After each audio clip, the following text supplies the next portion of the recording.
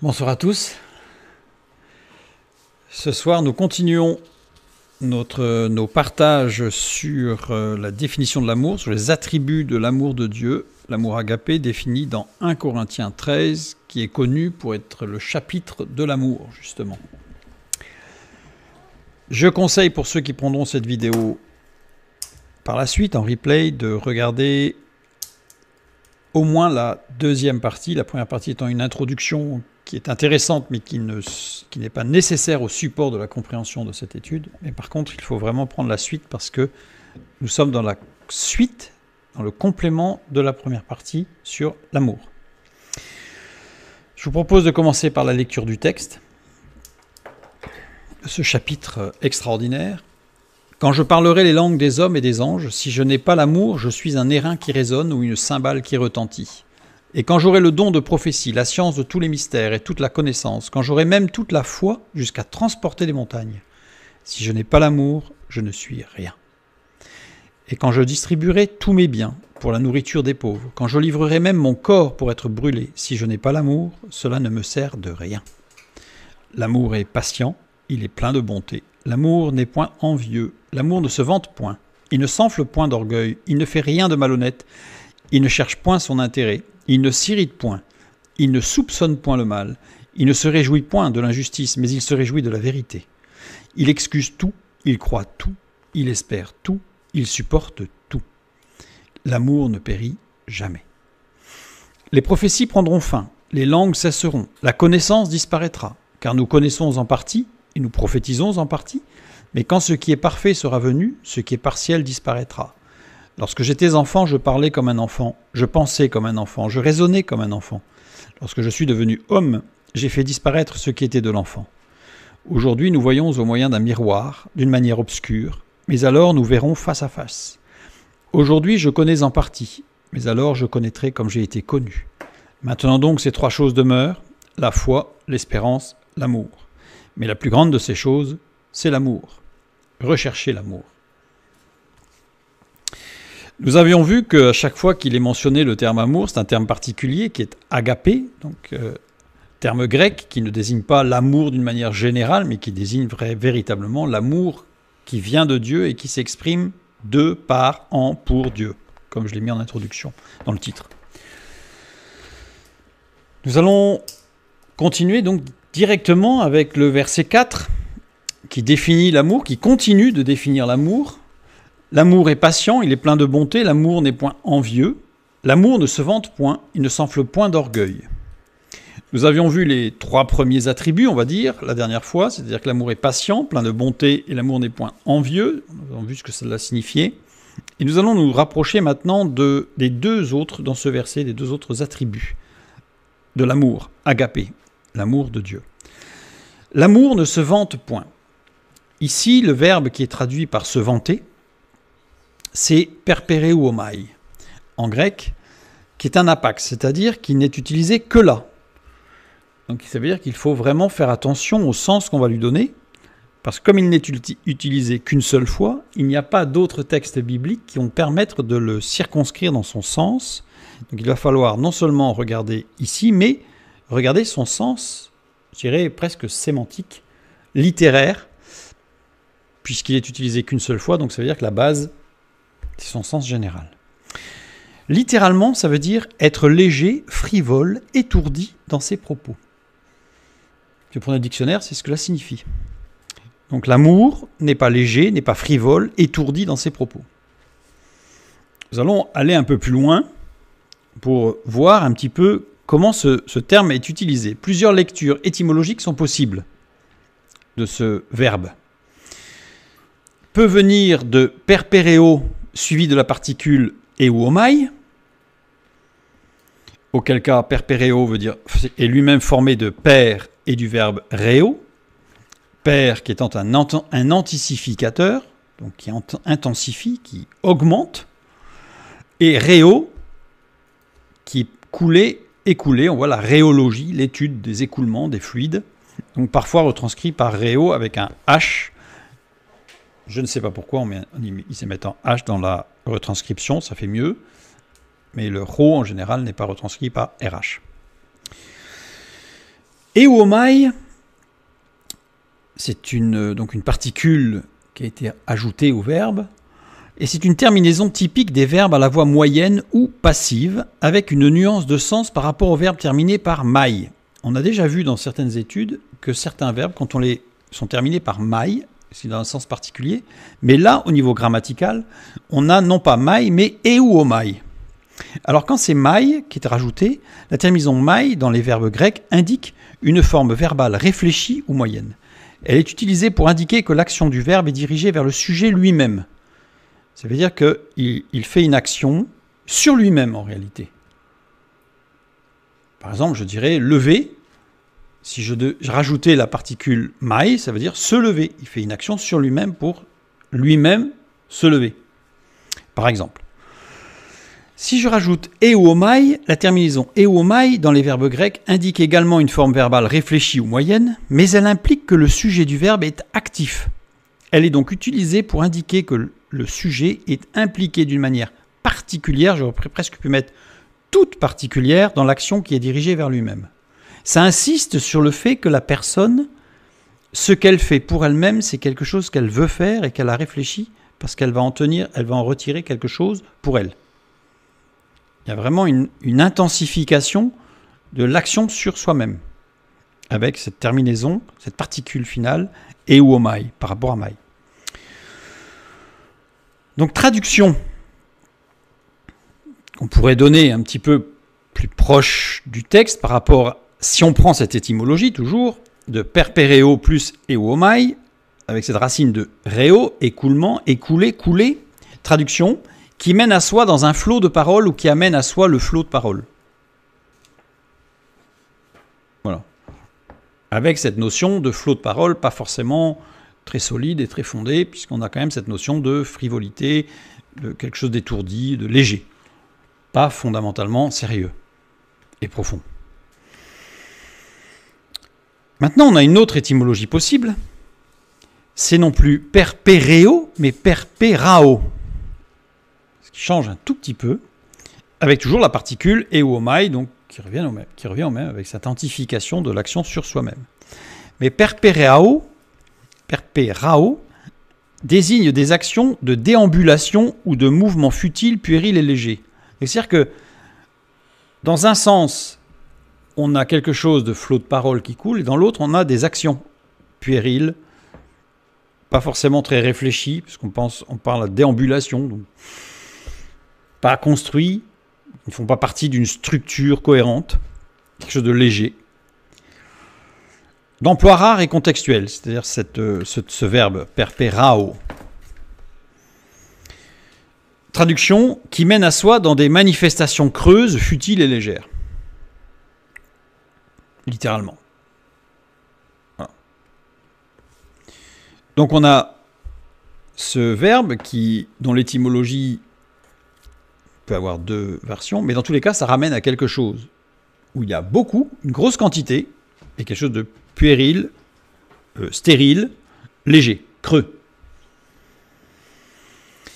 Nous pourrions traduire ainsi: l'amour n'est pas bavard, futile, superficiel, vain, insipide, tel un vortex qui absorbe tout autour, c'est-à-dire qui amène tout à soi, pour combler un vide en soi ou pour se nourrir des autres.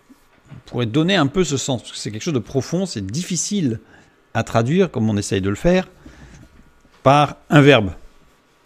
Puisqu'il faudrait trouver un verbe qui veut dire tout ça, voire un petit peu plus. Donc les choses sont forcément complexes. La négation ici, qui va être importante quand même, c'est ne point, c'est ou en grec, qui est une négation absolue qui implique des raisons objectives. C'est-à-dire que, contrairement à une autre négation en grec qui existe, mais qui est subjectif, ça veut dire que c'est une négation, mais qui pourrait avoir des gradations dans la négation. C'est-à-dire que là, on pourrait presque traduire par absolument pas, pour rajouter cette notion d'absolu. Avec des raisons objectives, c'est-à-dire que c'est observable, c'est factuel, c'est contrôlable, c'est presque mesurable. Ce n'est pas subjectif, c'est pas je considère que, c'est que c'est patent et visible. Nous avions vu, la dernière fois, que l'amour était plein de bonté. Nous avions circonscrit cet amour plein de bonté, c'est l'amour divin, agapé, qui est une bienveillance envers soi-même, premièrement, afin de ne pas risquer de devenir inutile, inefficace. Et en fait, on se rend compte ici que on renforce, en fait, l'apôtre Paul, inspiré par le Saint-Esprit, renforce cette idée de bienveillance envers soi-même, premièrement, mais pas uniquement, afin de ne pas risquer de devenir inutile. Et on voit que l'amour qui ne rentre pas dans l'ordre du futile et du léger, évidemment parce que le futile et le léger, par essence, c'est inutile.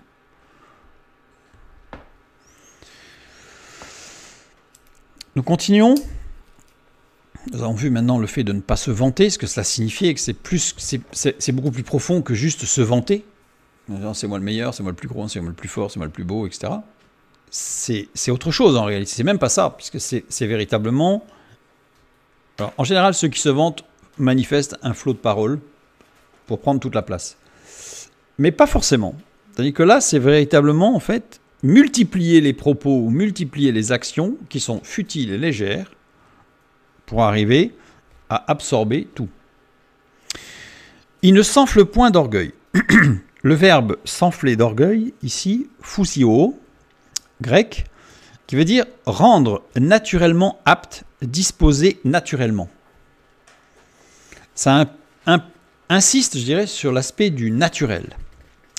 Être enflé d'orgueil de vanité, ou enflé d'orgueil et de vanité.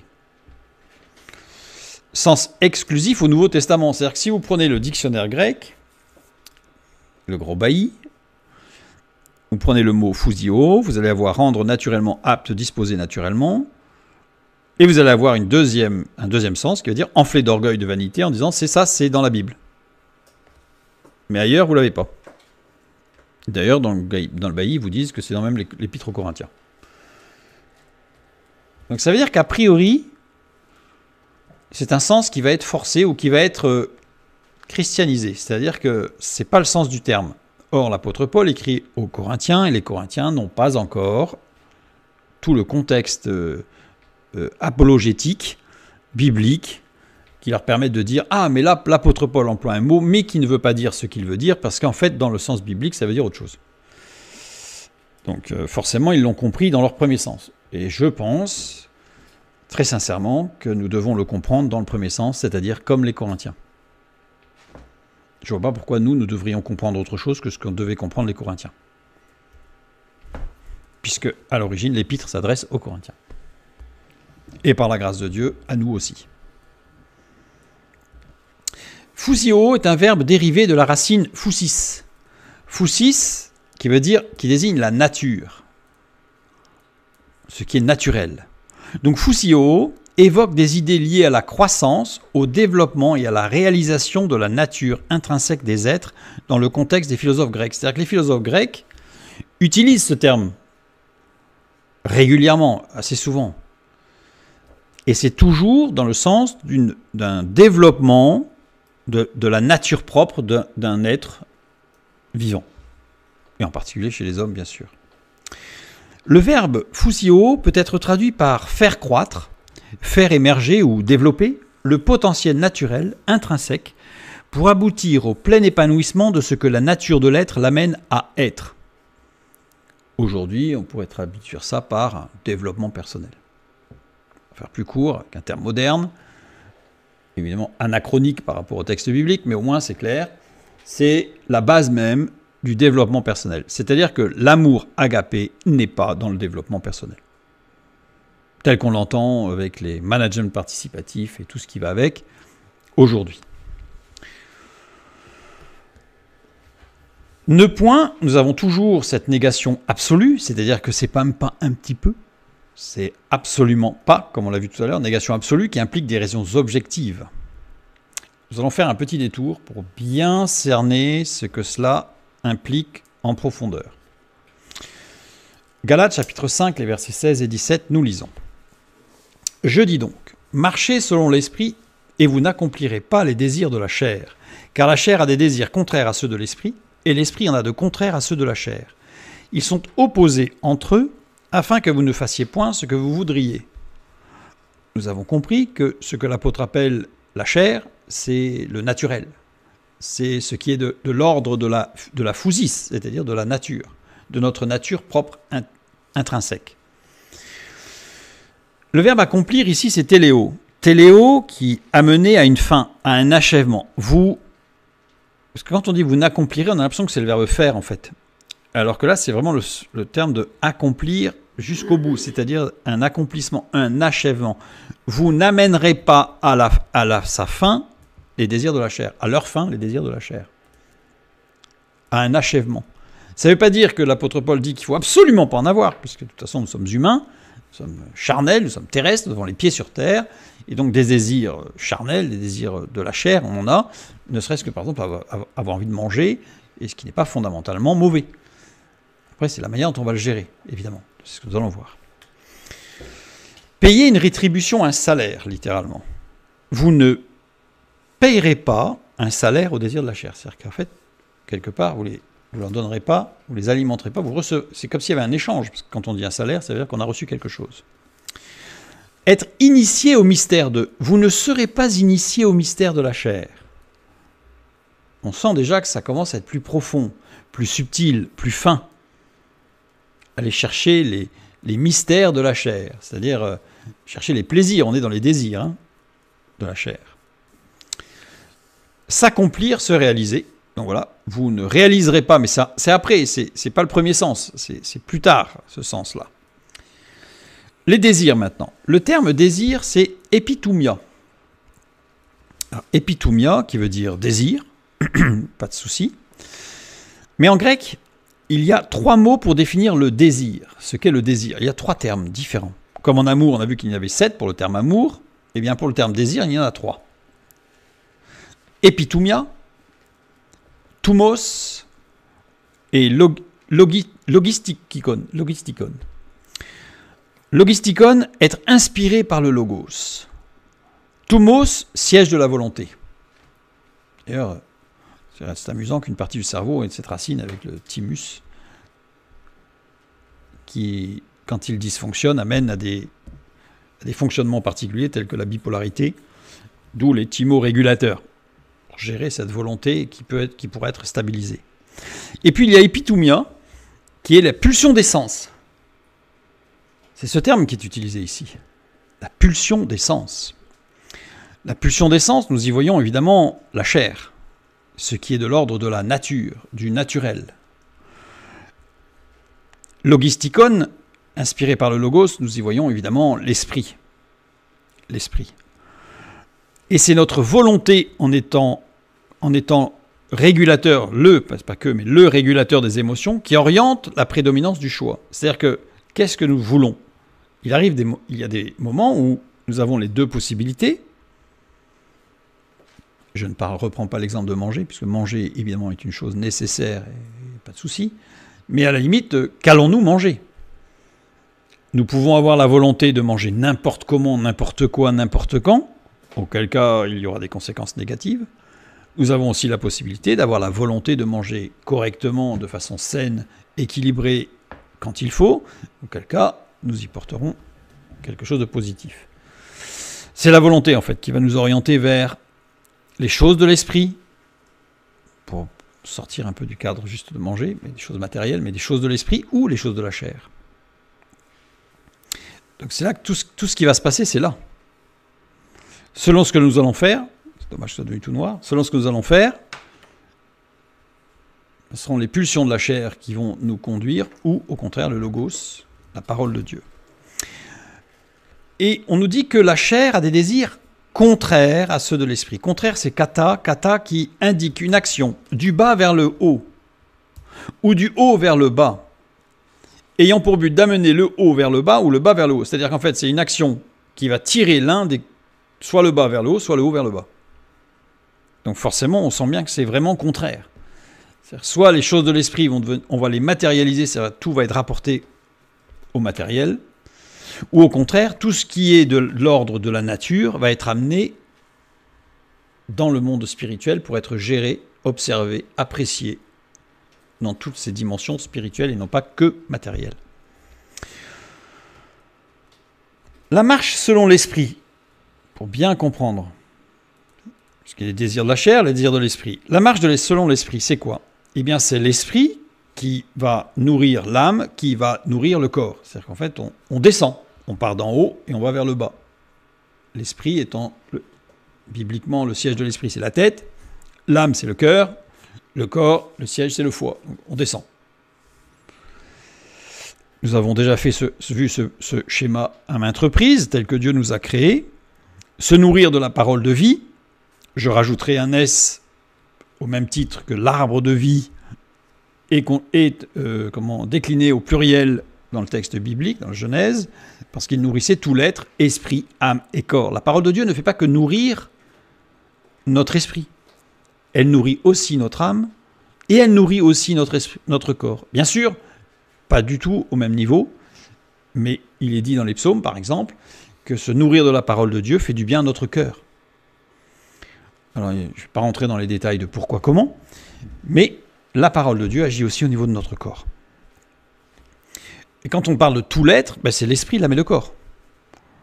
Nourrissez tout l'être, donc c'est pour ça que vie est au pluriel. L'esprit, c'est la vie spirituelle. L'âme, c'est notre vie émotionnelle. Le corps, c'est la vie physique, matérielle. La parole de vie, c'est Jésus-Christ. Jésus est la parole faite chair. Jean 1, 14. Et donc si on se nourrit de Christ, de la parole de vie, à ce moment-là, notre esprit va se développer, va, je dirais, se fortifier, va impacter notre âme, donc c'est-à-dire nos émotions vont être gérées par l'esprit et non pas par les sens. Et ce qui va se passer, c'est que nos sens ne vont plus être rentrants et sortants, mais sortants, c'est-à-dire qu'ils vont s'épanouir. Quand je vous parle d'une fleur qui s'épanouit, personne n'a l'image d'une fleur qui se ratatine sur elle-même ou qui se recroqueville. Si je vous parle d'épanouissement, il y a au contraire une notion d'ouverture pour exhaler le parfum, pour s'ouvrir à l'extérieur, à la lumière entre autres. Donc ici, nos sens vont être utilisés pour nous épanouir et vers l'extérieur. C'est toute la dimension de la vie spirituelle, de la marche selon l'esprit. Et c'est ce que la parole de Dieu nous définit comme étant vivre. Vivre, c'est l'ensemble, c'est l'esprit qui va vivifier l'âme, qui va vivifier aussi nos corps. C'est la vie, c'est vivre. Donc je reproduis ce schéma ici pour bien le garder à l'esprit, parce que nous allons continuer à le faire vivre, notre schéma. Donc ça, c'est la marche selon l'esprit. Et puis, il y a la marche selon la chair. La marche selon la chair qui est justement, comme dit Galate, opposée à la marche de l'esprit. Qu'est-ce qui se passe? Eh bien, dans la marche de la chair, Jésus-Christ va disparaître. C'est-à-dire que petit à petit, on va se nourrir non plus de la parole de Dieu, mais de livres qui parlent de la parole de Dieu, ou de films, ou de musique. Mais on ne se nourrit plus de la parole de Dieu. On commence à prendre ce que j'appellerais, pour reprendre l'image du repas, une cuisine transformée. Nous ne sommes plus sur les aliments de départ. Donc ici, notre nourriture va se craqueler, va s'assécher pour aller jusqu'à disparaître. Et ce qui va se passer, c'est que là, on ne vit plus. Ce n'est plus la vie, ce n'est plus vivre, c'est exister, bibliquement parlant. Avec une partie spirituelle qui survit. Elle n'est pas morte, l'esprit ne meurt pas. Mais notre être spirituel survit. Et par contre, nous existons. Ça va être tout le sujet de notre société, du verbe avoir, pour exister. Pour exister, il faut avoir. Ou il faut paraître, c'est-à-dire qu'il faut faire. Mais Dieu nous dit de vivre et donc d'être. Et donc ce qui va se passer, c'est qu'au contraire, nos sens vont nourrir, parce qu'on va se nourrir par les pulsions de la chair, par les pulsions des sens. On va avoir l'impression de se nourrir, mais en réalité, on ne s'épanouit pas, on se recroqueville, on se ratatine, on s'assèche. Notre esprit, notre vie de l'esprit va se réduire, se réduire, se réduire. Les sens vont prendre de plus en plus d'importance et notre vie de l'esprit va se retrouver complètement sclérosée. On comprend bien que les désirs de la chair sont contraires aux désirs de l'esprit. C'est tout le contraire. Donc il y a véritablement une scission, une division, une séparation totale entre les deux. Et du coup, nous ne sommes plus dans la marche de l'esprit, nous sommes esprit, âme et corps. Et dans la marche selon la chair, nous sommes corps, âme, esprit, puisque c'est le corps qui, soi-disant, va nourrir l'âme, mais qui va en réalité ne va pas nourrir, mais exciter. Et ensuite, l'âme qui va non pas animer, puisque l'âme ne peut pas animer l'esprit, mais va donner une pseudo-excitation. Et c'est toute la différence entre une vie avec des sentiments profonds et une vie qui ne se base que sur de l'excitation. Et donc, on va chercher des excitations en excitation pour essayer de pallier et de paraître dans une marche de l'esprit, alors qu'en réalité, nous ne sommes pas du tout. Puisque la marche de l'esprit ne vit pas d'excitation. Ça, c'est un leurre extrêmement grave. Nous ne sommes pas dans l'excitation, mais dans, au contraire, une croissance continue qui va de l'épanouissement par esprit, âme et corps, et non pas corps, âme, esprit. C'est terrible parce que c'est vraiment ancré ça en nous, parce que notre réflexe, quand on parle de nous, notre réflexe, c'est corps, âme, esprit. Alors qu'en tant que chrétien, notre réflexe devrait être esprit, âme et corps.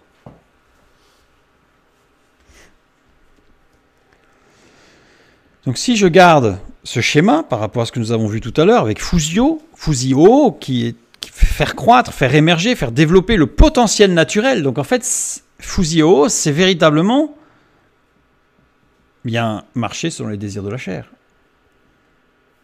C'est le développement personnel à outrance, c'est-à-dire j'ai des capacités naturelles, donc je les développe et je vais enterrer les défauts naturels par des qualités naturelles plutôt que de construire et peut-être de déconstruire certains défauts pour les reconstruire comme il faut et que ça devait être des qualités.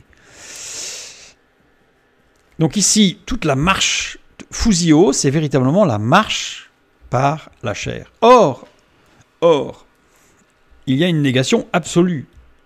L'amour de Dieu, l'agapé, ne tolère pas. C'est absolument pas le cas.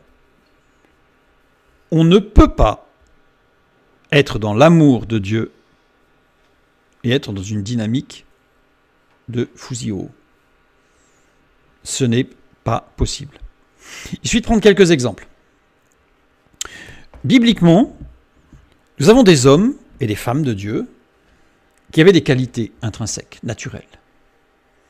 Mais quand on y regarde de près, Dieu a toujours utilisé les faiblesses naturelles pour manifester sa puissance. Abraham, il avait un problème naturel, il était vieux. Et Sarah, sa femme, était vieille. Et ils ont eu un enfant. Moïse, il avait la bouche embarrassée. C'est-à-dire qu'il était soit qu'il bégayait, c'est en général la traduction qu'on en a couramment, mais on peut aussi le lire qu'il était dyslexique. Dieu en a fait la référence universelle du porte-parole de Dieu. Vous voyez ? L'apôtre Paul était la référence, je dirais, de l'écrit, de la lecture du texte biblique. Il avait des yeux qui régulièrement suppuraient parce qu'il avait un problème au niveau des yeux. On a toujours... Dieu manifeste sa puissance dans la faiblesse. C'est-à-dire que Dieu manifeste sa grâce et sa puissance à l'opposé du développement personnel tel qu'on le connaît aujourd'hui, c'est-à-dire la fusio. Donc prenons garde. Ça ne veut pas dire que si j'ai des qualités naturelles, je dois les éteindre en me disant « Dieu va me faire travailler sur mes défauts ». Non. C'est-à-dire que je dois utiliser cela pour m'approcher de Dieu et laisser la grâce de Dieu manifester sa puissance dans mes défauts ou dans mes faiblesses. Jean 13, 35. « À ceux-ci tous connaîtront que vous êtes mes disciples, si vous avez de l'amour les uns pour les autres. » C'est pas juste filia, on est copains, on fait des choses ensemble, c'est super sympa, on est content, on fait une petite fête, on se fait même un peu d'excitation, on va chanter, crier, super, faire du sport. Je dis pas que c'est pas bien de faire du sport et tout ça, mais là c'est pas ça qui manifeste l'amour de Dieu, l'amour agapé. Et d'ailleurs, à ceux-ci tous connaîtront que vous êtes mes disciples. C'est ginosko, je voulais insister aussi là-dessus. Ginosko, c'est connaître ou reconnaître via des échanges une relation entretenue. Ça veut dire que cette manifestation de la grâce et de l'amour de Dieu agapé, que nous avons les uns pour les autres, au sein même du corps de Christ. Donc ceux qui sont remplis, ceux qui marchent dans l'agapé et qui manifestent l'agapé, on va y venir un peu plus tard, eh bien ça doit se voir à l'extérieur. Mais pour que ça se voit à l'extérieur, ginoskos, ça veut dire que nous sommes en relation avec l'extérieur. Donc on ne peut pas se couper de l'extérieur en disant on vit en autarcie là. Ça ne marche pas. Ça ne fonctionne pas. Et je reviens sur ce que nous avions vu dans les premiers termes de définition des attributs de l'amour, quand il est dit plein de bonté. Nous avions vu que l'amour divin est une bienveillance envers soi-même, premièrement, afin de ne pas risquer de devenir inutile, inefficace, et de ne pas arriver à se trouver en tant que frein ou en opposition au plan divin. L'opposition au plan divin, c'est marcher par la chair. Le plan divin, c'est marcher par l'esprit.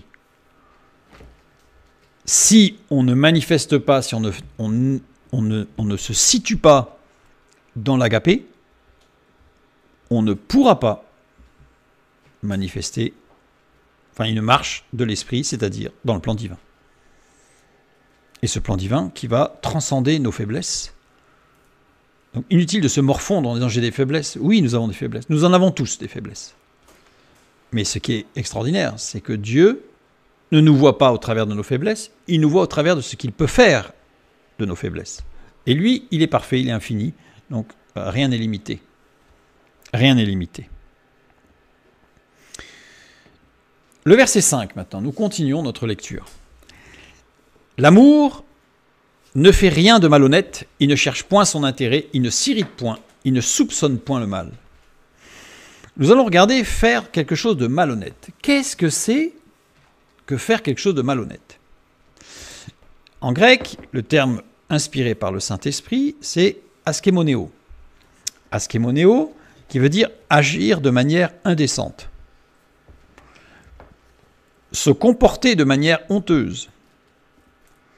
Avoir une mauvaise tenue, se tenir avec inconvenance, manquer aux bienséances. Dans la littérature grecque, le terme est utilisé pour décrire des comportements qui sont jugés inappropriés ou qui ne respectent pas les conventions sociales ou morales de l'époque. Cela pourrait concerner des actions immorales, bien sûr, des comportements vulgaires ou des attitudes qui vont à l'encontre des attentes de la société. Évidemment, cela signifie qu'il ne faut pas forcément se conformer à la société, mais qu'en tant qu'enfants de Dieu, nous n'avons pas à être des provocateurs. Nous n'avons pas à aller à l'encontre de ce qui est considéré comme la bienséance en tant que provocateur. Mais nous n'avons pas non plus à nous comporter de manière honteuse, indécente, ou avoir des tenues qui ne sied pas, comme on dit, à quelqu'un qui se trouve être dans l'équilibre, la probité et la bienséance. Le terme askémonéo, le terme est également lié à des considérations éthiques dans d'autres contextes où l'indécence est perçue non seulement comme un manquement aux normes sociales, mais aussi comme un affront aux valeurs morales. Cela soulève des questions sur la dignité humaine et le respect des autres. Ça veut dire quoi tout ça? Ça veut dire que, par exemple, porter des vêtements trop révélateurs. On va parler trop révélateurs des formes intimes. Ou ostentatoires, pourrait être perçu comme un acte d'askémonéo. C'est ce qui est mentionné dans toute la littérature et c'est ce que ne pouvaient que comprendre les Corinthiens de culture grecque. Quand je dis ostentatoire, ça veut dire quoi? Juste pour définir ostentatoire, je vais juste prendre l'antonyme, c'est-à-dire le contraire, c'est le contraire de discrétion. Ça ne veut pas dire qu'il faut se dire « Ah là là, je n'ai pas le droit d'avoir de marque de ma foi parce que je ne veux pas être... » Non, il faut être dans le respect de l'autre et ne pas être des provocateurs. Quelqu'un qui est provocateur ne peut pas être dans l'agapé. Attention, sauf message tout particulier du Saint-Esprit qui va demander à quelqu'un, comme c'est arrivé dans l'Ancien Testament, d'aller manifester une parole de Dieu à quelqu'un d'autre, mais en général, c'est d'une personne à une autre. Nous ne sommes pas en train de nous promener dans la rue avec des pancartes qui seraient ostentatoires, comme on dit. Donc on n'a pas à être dans la provocation. Jésus n'a jamais été dans la provocation. Si vous arrivez à trouver un seul passage des évangiles où vous voyez Jésus qui est dans la provocation des Romains ou la provocation des pharisiens, pas du tout. Pas du tout. En face, les pharisiens tout particulièrement étaient agacés parce qu'ils leur prenaient leur aura. Mais ce n'est pas le problème d'être provocateur. Pas du tout. Les discours indécents, vulgaires ou malveillants peuvent être considérés comme des comportements inappropriés. Évidemment. Évidemment. Le regard ou la manière dont une personne observe ou évalue les autres peut également être associé à l'askémonéo. Ce n'est pas que les propos, ce n'est pas que l'action, c'est aussi le regard. Comment je regarde? Évidemment, comment un homme regarde une femme ou comment une femme regarde un homme, c'est une évidence. Mais comment je juge l'autre fait partie aussi de ce terme de askémonéo. Par exemple, regarder quelqu'un avec une condescendance, mépris ou désir, donc les opposés, peut tomber sous le coup d'un comportement qualifié d'askémonéo.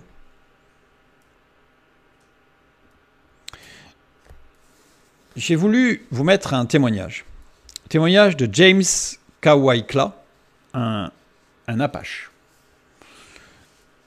Donc un Amérindien, né au Nouveau-Mexique, aux États-Unis, vers 1873, parce qu'il ne sait même pas lui exactement quand est-ce qu'il est né, on ne sait pas trop, puisqu'ils n'avaient pas de calendrier, c'était par rapport aux lunes et encore, tout très relatif.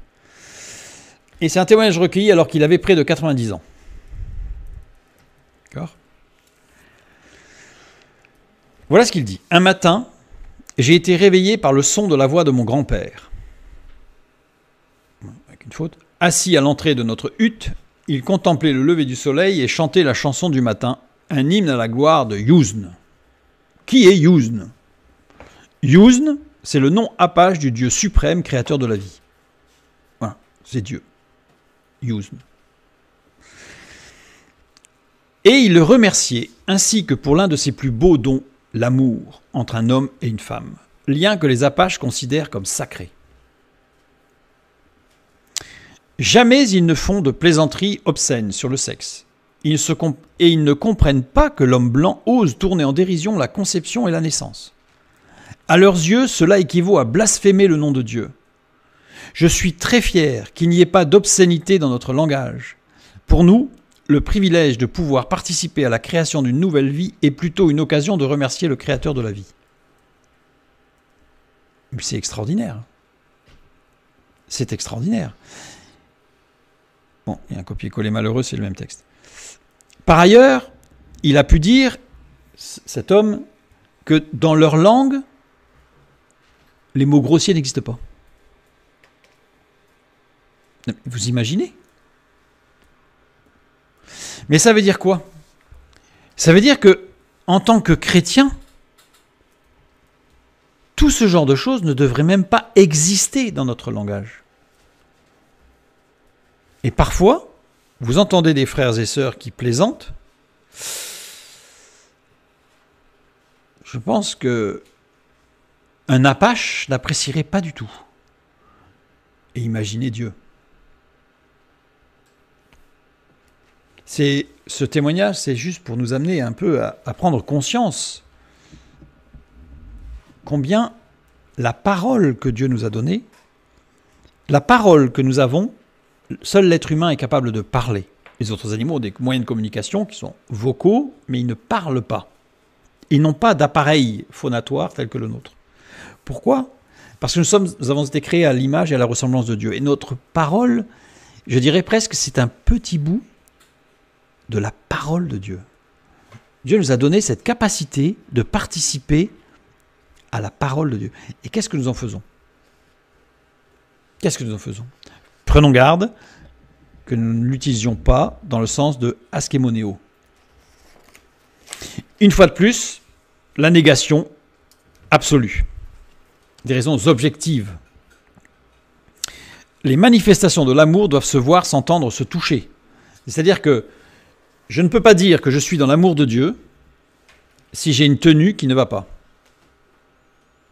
Je ne peux pas dire que je suis dans l'amour de Dieu si j'ai des plaisanteries qui sont limites. Je ne peux pas dire que je suis dans l'amour de Dieu si mon regard n'est pas celui de l'agapé. Ça va loin. Ça va très loin.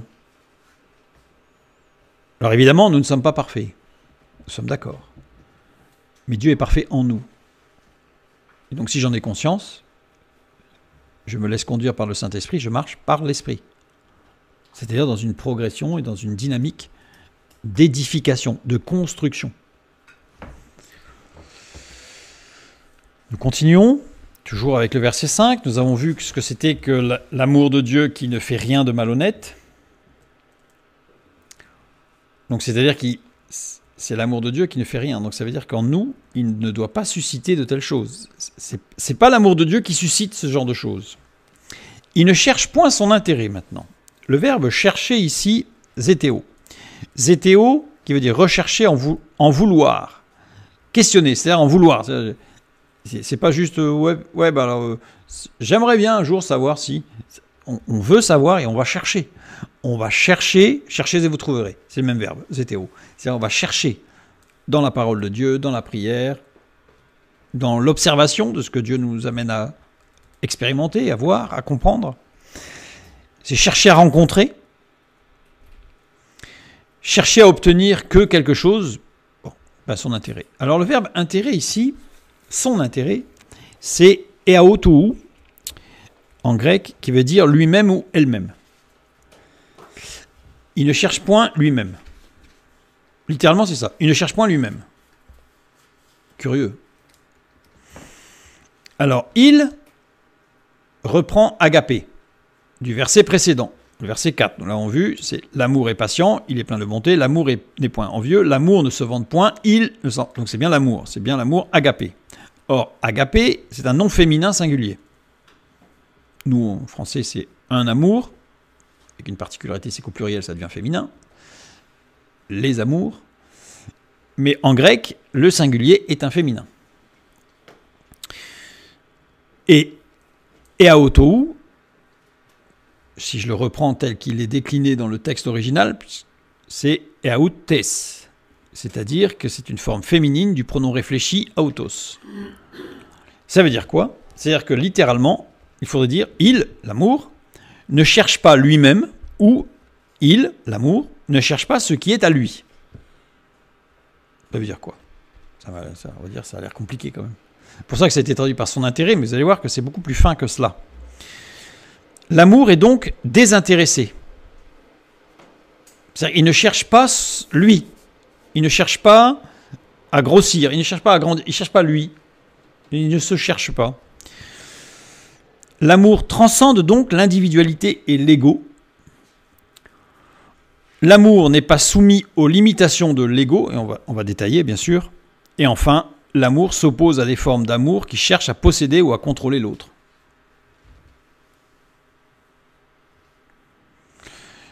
En général, c'est assez évident. Posséder l'autre, non, on sait que c'est pas bien. Mais contrôler l'autre, ça, c'est plus fin et plus subtil. Parce que l'autre, mais non, on sait bien, il est un peu bête.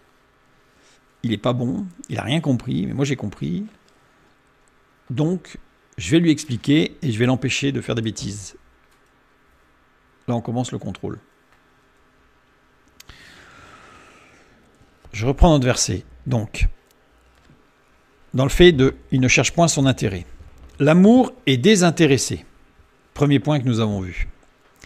L'amour ne se concentre pas sur ses propres désirs ou besoins, mais plutôt sur le bien-être de l'autre sans écarter ses propres besoins. Il ne s'agit pas de se sacrifier avec une abnégation totale et de se détruire, de s'épuiser. Ce n'est pas le sujet. Sans écarter de ses propres besoins. On a la prévalence du désir inspiré. C'est-à-dire qu'on revient sur ce que nous avons vu tout à l'heure. La prévalence de quel désir? La chair, épithumia ou logistikon?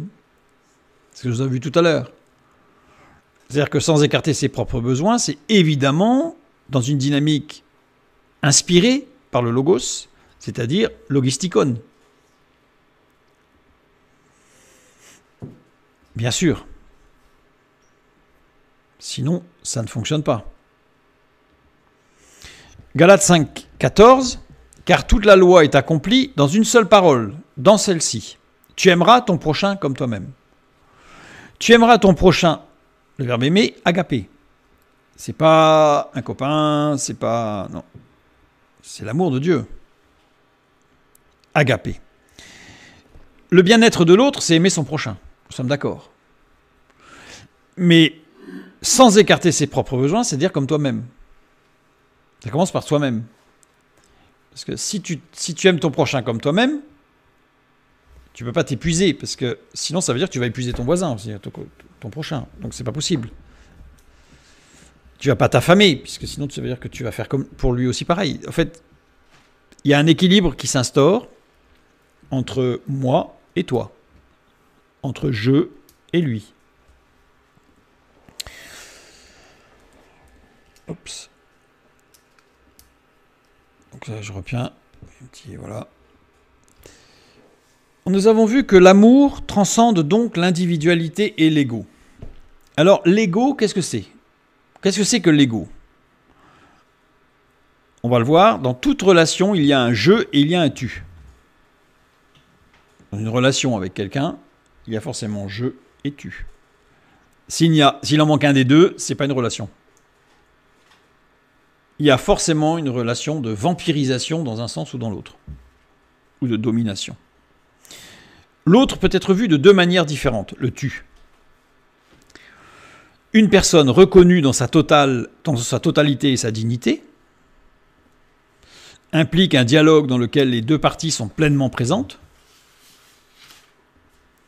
Type de relation, c'est le je-tu que je mets avec un trait d'union. Vous allez voir pourquoi cette illustration. Il y a un échange plein, on va dire, entre les deux. C'est l'amour agapé. C'est l'amour agapé qui relie le je et le tu. Pour que ce soit vraiment un dialogue dans lequel les deux parties sont pleinement présentes, totalement présentes. Partage des pensées, des sentiments et des expériences dans un dialogue ouvert et honnête. Sans jugement, c'est vraiment l'ouverture. Sans crainte de justement se dévoiler. Sans nécessité de se protéger.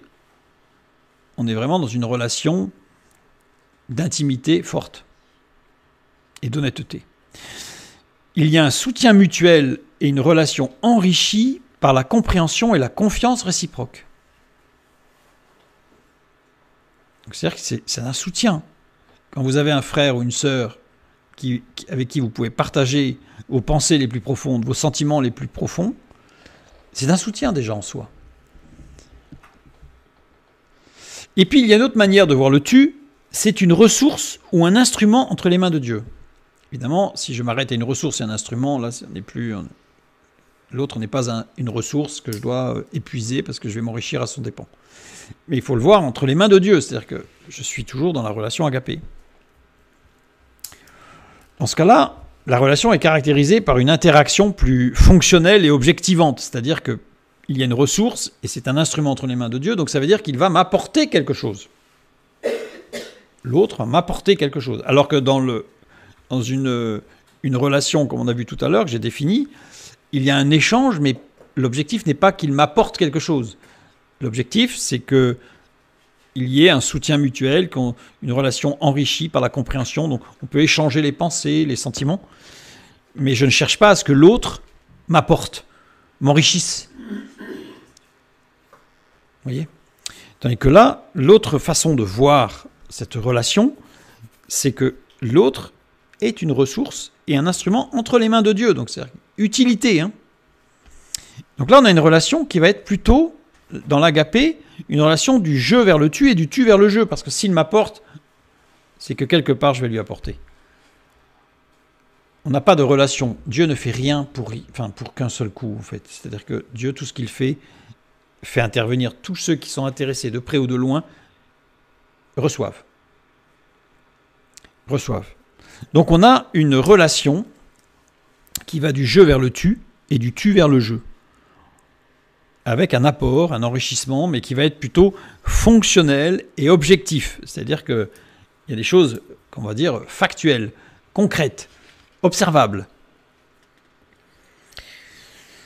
Apport objectif et concret de l'un vers l'autre et de l'autre vers l'un répondant à un besoin. C'est-à-dire que si j'ai un besoin, j'ai une question sur un sujet très particulier, je vais voir mon frère ou ma sœur et je lui pose la question comment je fais ou comment tu aurais fait. Et à ce moment-là, il m'apporte des éléments qui me... Là, on n'est plus dans une relation d'échange de sentiments et de pensées, mais véritablement dans un besoin exprimé et avec un retour pour combler ce besoin. On a des interactions sans sentiment profond, mais rationnelles, judicieuses au niveau de ces interactions, méthodiques et objectives. Donc c'est-à-dire que ces interactions ne font pas entrer en ordre les aspects des sentiments. Si je viens voir mon frère ou ma sœur, même s'il y a des choses qui nous unissent, bien sûr, mais parce que j'ai un problème technique, pratique, concret, et que je lui demande de me donner des solutions s'il les a sur ce problème-là, on ne rentre pas du tout dans le domaine du sentimental, du sentiment, du subjectif. C'est concret, c'est rationnel, c'est méthodique. On fait ci, on fait ça, première étape, deuxième étape, troisième étape, tac, tac, on avance. C'est vraiment, c'est des mathématiques, c'est de la physique, c'est constructif, c'est factuel, c'est concret. L'amour agapé, plein, je dirais, l'amour agapé plein, eh bien c'est le je et le tu, mais dans cette construction où il y a les deux aspects. Vous pouvez avoir une relation, certaines personnes vont vous parler d'une relation où il n'y a qu'un seul des aspects. Mais ce n'est pas l'agapé. C'est un agapé tronqué. Il peut y avoir le petit trait, c'est-à-dire un dialogue profond, qu'est-ce qu'on s'entend bien, mais il n'y a pas d'apport concret. C'est pas l'agapé. Alors évidemment, on n'est pas tout le temps dans un besoin d'apport concret, mais ça c'est dans une relation à long terme, bien sûr. Et puis il y en a d'autres qui vont au contraire, mais à chaque fois que j'ai un problème, il me donne la solution, à chaque fois qu'il a un problème, je donne la solution, mais est-ce qu'il y a des échanges profonds au niveau des pensées et des sentiments? Non. Ça reste technique. À ce moment-là, ce n'est pas l'agapé. Et ce fonctionnement, d'ailleurs, se décline à tous les niveaux. Autant au niveau du couple que de la famille, que même amical ou professionnel. Dans le couple, vous avez combien de couples qui se sont fourvoyés parce qu'ils avaient l'un ou l'autre? Évidemment, ce n'est pas au même niveau qu'avec Dieu. Dieu est parfait. Mais ils avaient l'un... on peut échanger les pensées profondes, ça. Mais quand il y a un problème concret, là, ça devient compliqué, là. Là, ça devient compliqué parce que là, il n'y a pas l'échange je, tu et tu, je. Et puis, il y en a d'autres où il peut y avoir ce petit trait entre le je et le tu, puis une flèche, mais pas l'autre. C'est toujours du je vers le tu, ou du tu vers le je. Donc là, il y a un aspect dominateur, voire vampire, qui est extrêmement destructeur. Mais on peut le confondre avec un amour parfait. L'amour parfait bannit la crainte, mais l'amour parfait, c'est celui qui est à l'image de l'agapé, à savoir qui implique les deux relations, un dialogue dans lequel les deux parties sont pleinement présentes, dans des pensées, dans des sentiments profonds, qui peuvent être échangés avec une compréhension mutuelle parfaite, totale, en tout cas un respect dans cette compréhension, et aussi caractérisé par une interaction plus fonctionnelle et objectivante. Il faut les deux. S'il n'y a pas les deux, il ne s'agit pas d'un amour qui soit à l'image de l'amour agapé, ça ne peut pas fonctionner. Et l'apôtre Paul, ici, explicite ce qu'est l'amour de Dieu, à savoir ces deux interactions profondes, je dirais presque de l'un à l'autre, à l'horizontale, et englobantes qui font le tour. Il faut les deux.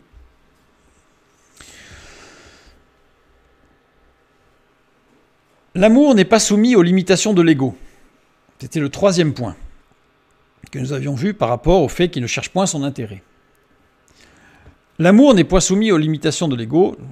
L'ego, perception de soi. Qu'est-ce que l'ego? Perception de soi associée à des notions d'identité, de statut, d'autonomie et de contrôle. C'est ça l'ego. Alors, c'est un peu plus large que ça, mais j'essaie de faire une définition synthétique. L'ego est perçu comme une construction mentale qui peut limiter la façon dont une personne interagit avec le monde et avec autrui. Parce qu'à partir du moment où l'ego, c'est une image de soi. Donc, c'est-à-dire qu'à partir du moment où je me suis construit une identité, un statut, une autonomie, ou un contrôle même sur moi-même, ça veut dire que je vais, au travers de cette projection que j'ai de moi, je vais limiter mes interactions avec le monde et avec autrui, puisque ça va être filtré au travers de la perception que j'ai de moi. C'est un peu compliqué, mais je me filtre moi-même et je m'impose certaines règles qui vont inévitablement interagir, en tout cas, avec l'extérieur, avec mes actions extérieures. L'ego entraîne une vision centrée sur soi, où les désirs, les besoins et les préoccupations personnelles prennent le pas sur ceux des autres. C'est à partir du moment où je me concentre sur moi, il est évident qu'il va être difficile de laisser suffisamment de place à l'autre. C'est l'ego. Bon. On en a tous. Quand on dit il ne faut pas d'ego, c'est pas possible. Il en faut forcément un. Bon. Cela conduit plus ou moins à des comportements possessifs. Alors plus ou moins, ça va dépendre. Puis ça ne va pas forcément s'exprimer de la même manière. Jaloux ou manipulateur dans les relations, ou à l'inverse, à des attitudes de rejet et d'isolement des autres. Parce que ceux qui ont un ego particulier, soit vont écraser les autres, soit puisque les autres ne comprennent pas, ou soit ils sont bêtes, soit on n'est pas du même univers, enfin, il peut y avoir toutes sortes de projections, de construction mentale de l'ego, et bien en fait on se coupe des autres. Donc tout est possible. Petit aparté. Dans le Deutéronome, chapitre 4, verset 13, il nous est parlé des 10 commandements. Nous l'avons déjà vu, je fais un petit résumé rapide. Adébachim. Adébachim, les 2 premières lettres désignent une chose unie et unique par sa nature, émanant du son ou de la lumière, donc c'est la parole de Dieu. Les 2 lettres suivantes, tout ce qui se propage de proche en proche. Les 2 lettres encore désignent un écoulement, une source, et le même final désigne une action unificatrice, amenant tout ce qui est de la même nature à ne former qu'un. En fait, Adébachim, c'est la parole unifiante, littéralement. Mais la parole avec un S. C'est-à-dire, on a les 10 paroles, ce n'est pas les 10 commandements, ce sont les 10 paroles Adébachim, les 10 paroles de Dieu. Voilà, ce n'est qu'au 8e, 10e siècle qu'on a commencé à parler de commandements, mais en fait, avant, c'était les 10 paroles. Ces 10 paroles de Dieu occupent une place centrale dans l'Ancien Testament. C'est même, je dirais, la colonne vertébrale de l'Ancien Testament. Il résume la Torah donnée par Dieu, Torah qui signifie littéralement notice d'utilisation ou de compréhension, donc c'est la Torah, c'est la notice d'utilisation de la création de Dieu, ce que Dieu a fait. Ils sont donnés in extenso à 2 reprises. Exode 20 et Deutéronome 5.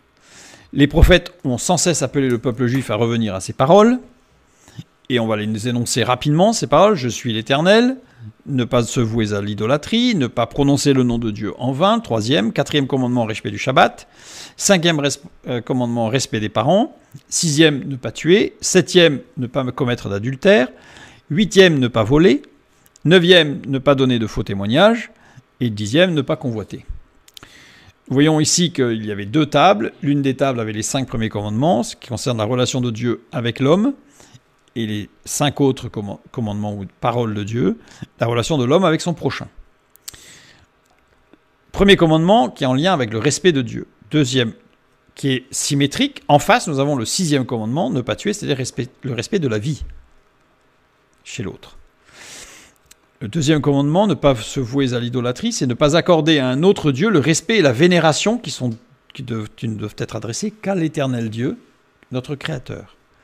En face, le 7e, c'est ne pas commettre d'adultère, c'est-à-dire ne pas accorder à un autre les marques d'amour et de tendresse. Évidemment, nous avons une relation symétrique de notre relation avec Dieu avec la relation avec les autres. 3e commandement, l'interdiction d'utiliser le nom de Dieu pour en tirer un profit. Et 8e, interdiction de s'approprier un bien d'autrui pour en tirer un avantage personnel.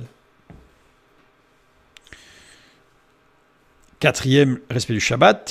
Témoigner du fait que Dieu a créé le monde en 6 jours.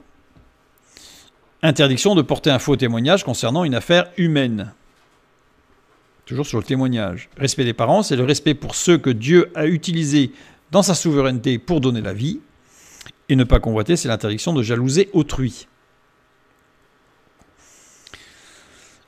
Mais ce qui est intéressant, c'est qu'il y a aussi une autre symétrie. C'est-à-dire que, pour ceux qui aiment les mathématiques, c'est une symétrie centrale.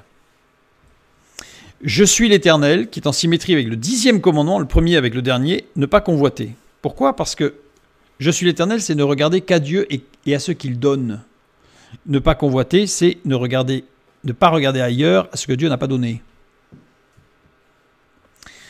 Le 2e commandement, qui est en relation avec le 9e, ne pas se vouer à l'idolâtrie, c'est-à-dire interdiction de donner du crédit à ce qui est faux, et ne pas donner de faux témoignages, c'est interdiction de mettre en avant ce qui est faux. Ne pas prononcer le nom de Dieu en vain, qui va avec ne pas voler, le 8e commandement, respect de l'individualité de Dieu, ne pas voler, respect de l'individualité et de la propriété en général de l'autre. Enfin, le respect du Shabbat avec ne pas commettre d'adultère. Jour pour se concentrer sur sa famille et son foyer. Le Shabbat biblique, c'est le jour, non pas le jour où il ne faut pas travailler, mais c'est le jour où il faut se concentrer sur sa famille. Et l'adultère, ne pas commettre d'adultère, c'est évidemment se concentrer sur son conjoint et sa relation intime. Et enfin, le respect des parents et ne pas tuer, c'est le respect de ceux qui ont donné la vie. Ne pas tuer, c'est respecter le respect de la vie, accordé à tous en général encore. La vie, le respect de la vie. Tout ça pour montrer, j'ai mis ça en évidence pour montrer que, par rapport à l'ego, on voit que les comportements possessifs, jaloux ou manipulateurs dans les relations ou à des attitudes de rejet et d'isolement des autres, en fait, ça revient à ne pas respecter les 5 derniers commandements, les 5 dernières paroles de Dieu. Et si je lis dans Marc chapitre 12, les versets 29 à 31, Jésus répondit, « Voici le premier commandement. Écoute Israël, le Seigneur notre Dieu est l'unique Seigneur, et tu aimeras le Seigneur ton Dieu de tout ton cœur, de toute ton âme et de toute ta pensée, de toute ta force. Voici le second. Tu aimeras ton prochain comme toi-même. Il n'y a pas d'autre commandement plus grand que cela. » Eh bien, une fois que nous avons compris la construction, les 10 paroles de Dieu, nous comprenons qu'il n'y a pas de plus grand commandement. Pourquoi ? Parce que tu aimeras ton prochain comme toi-même, c'est le résumé, le verbe aimer, agapé, c'est le résumé des 5 dernières paroles de Dieu. Et quand nous lisons « Tu aimeras le Seigneur ton Dieu de tout ton cœur, de toute ton âme, de toute ta pensée, de toute ta force », c'est le résumé des 5 premières paroles de Dieu en relation, qui construisent la relation de l'homme avec Dieu. Donc évidemment qu'on ne peut pas faire mieux. C'est un résumé des 10 paroles. Et si je reprends ici, en plus, le premier c'est « Écoute Israël, le Seigneur notre Dieu est l'unique Seigneur », ça reprend tout. Si tu l'écoutes, tu écoutes les 10 paroles de Dieu. Si je reviens sur le fait qu'il ne cherche point son intérêt, maintenant le dernier point, l'amour s'oppose à des formes d'amour qui cherchent à se posséder ou à contrôler l'autre. Si l'amour est désintéressé, si l'amour transcende l'individualité et l'ego, si l'amour n'est pas soumis aux limitations de l'ego, c'est-à-dire les 3 points que nous venons de voir, inévitablement, alors l'amour s'oppose à des formes d'amour qui cherchent à se posséder ou à contrôler l'autre. Si on applique les 3 premiers points, le 4e est évident. Évident. Illustration biblique. Une petite illustration rapide de ce que nous venons de voir avec l'agapé. Éphésiens chapitre 5, les versets 22 à 28. Femmes, soyez soumises à vos maris comme au Seigneur, car le mari est le chef de la femme comme Christ est le chef de l'Église, qui est son corps, et dont il est le sauveur.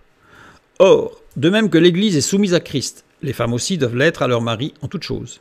Marie, aimez vos femmes comme Christ a aimé l'Église, et s'est livré lui-même pour elle, afin de la sanctifier par la parole, après l'avoir purifiée par le baptême d'eau, afin de faire paraître devant lui cette Église glorieuse, sans tache, ni ride, ni rien de semblable, mais sainte et irrépréhensible.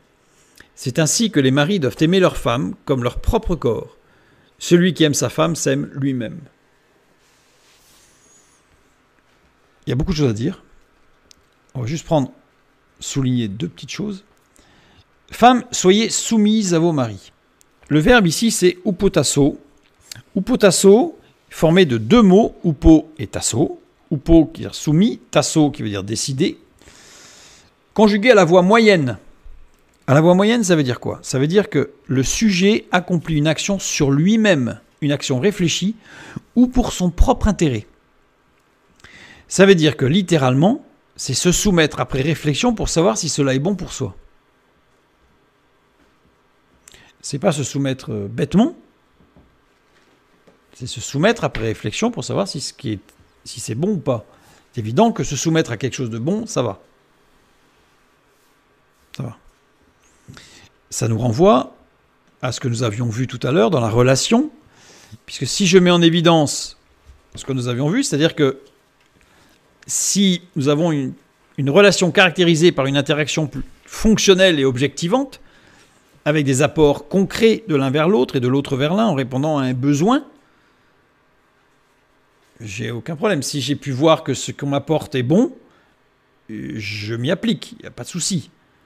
Si je considère que ce qu'on m'apporte n'est pas bon, je ne vais pas forcément m'opposer, mais je vais commencer à rentrer en discussion, dans un échange interactif, pour dire j'arrive pas à voir qu'est-ce qui est bon là.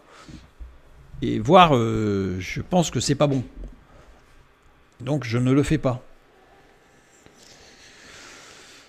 Donc ici, nous avons la définition, rapidement, dans cette notion de soumission, nous avons la définition du je vertu et du tu vers je. C'est-à-dire qu'il faut que ce soit constructif, il faut que ce soit objectif, il faut que ce soit objectif, il faut que ce soit factuel, il faut que ce soit concret, il faut que ce soit amélioratif, il faut que ça construise. Donc, et avec des choses objectives. Et puis, on parle de l'amour du mari, qui est le verbe agapé, afin de la sanctifier par la parole. Évidemment, il y a beaucoup de choses à dire, je fais qu'un petit résumé. Là, nous avons ce lien. La parole, l'échange, nous avons ce lien. Ça veut dire que le couple ne peut fonctionner que dans la totalité du lien. Parce que sinon, comme je l'ai dit tout à l'heure, nous ne sommes pas dans une projection de l'amour agapé. Et en plus, Marie, aimez vos femmes, c'est le verbe agapé. Donc ça veut dire que c'est la mise en place des 2 aspects de l'amour. L'amour objectif, l'amour concret, l'amour qui construit, l'amour qui échange techniquement face à un besoin, et l'amour qui permet d'échanger à l'horizontale des pensées et des sentiments profonds dans les 2 sens, avec un soutien mutuel. Et d'ailleurs, l'exemple est pris pour Christ, qui a aimé l'Église, évidemment. Quel plus bel exemple pouvons-nous avoir que Christ, qui a construit l'Église, qui a donné tout ce qu'il faut objectivement, factuellement. Tous les éléments ont été donnés au corps de Christ pour pouvoir être construit. Et en plus, il l'a aimé puisqu'il est allé jusqu'à donner sa vie. Donc voilà. Nous voyons que la définition que l'apôtre Paul donne de l'amour agapé va beaucoup plus loin que les simples mots que nous avons dans notre pauvre traduction. Bon, il fallait traduire, donc c'est un sujet très difficile. Comme on dit souvent, traduire, c'est trahir, surtout quand c'est une langue ancienne qui est si riche. Mais en tout cas, nous avons cette dynamique de l'amour agapé qui est d'une richesse relationnelle infinie, je dirais, puisque c'est à l'image de notre Dieu dans sa relation avec chacun. Que Dieu vous bénisse et à bientôt.